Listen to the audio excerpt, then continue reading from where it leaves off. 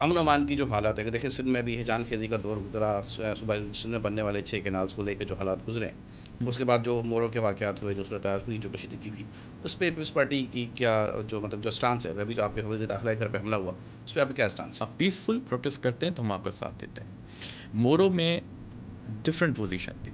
मोरो में वहाँ पे जो प्रोटेस्टर्स थे, वो उनमें जो सरकारी अमारात हैं उनको तोड़ने की कोशिश की, और वहाँ पे पुलिस पे लाठी बरसाई, और इस वजह से हमारे जो होम मिनिस्टर हैं सिटिंग, उनके घर पे वहाँ पे अमलाक पे नुकसान पहुँचाया। तो ऑब्वियसली पुलिस फिर रिटेलिएट करती है, डिफेंड करती है अपने आप को। अगर ये आज मोरो का इंसिडेंट हुआ है, कभी किसी के घर पे हो सकता है, कभी किसी के आप रोड जला सकते हैं, कभी एम्बुलेंस को आप रास्ता नहीं देंगे, कभी तोड़ फोड़ करेंगे।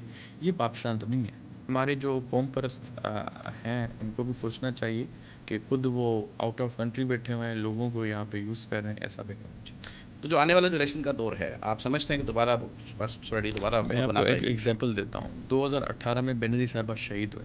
हुँ, उससे ज़्यादा 8 में। सीटें, सॉरी 2008 में, उससे ज़्यादा सीटें हमने 2013 में ली। 13 से 18 में ली, 18 से 24 में ली। तो ऑब्वियसली अगली बारी फिर जरदारी साहब इंशाल्लाह हम जीतेंगे, बड़ी मार्जिन से जीतेंगे।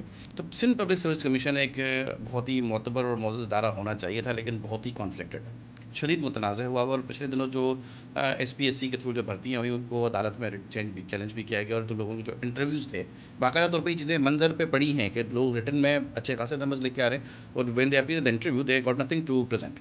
आप कैसे जज कर सकते हैं कि मेरा इंटरव्यू सबसे अच्छा गया है? आपने ज़िंदगी में तमाम सहूलियात देखी हो, एक आसाइश भरी ज़िंदगी देखी हो। सुबह सिंध में जो गुर्बत का जो ग्राफ है, वो आप देख रहे हैं कि बदतरीन उसमें इजाफा हो रहा है। तो उसकी क्या बेसिक वजूहत क्या हैं कि आवाम खुद अपना भला नहीं चाहती, मेहनत की तरफ नहीं आती, पढ़ाई को अहमियत नहीं देती, या हुनर सीखने की तरफ नहीं आती, या फिर हम हुकूमती सतह पर उनके लिए वो माहौल ही फराहम नहीं कर पा रहे जिसमें वो अफजाइश पा सकें? Sorry, I can't answer this.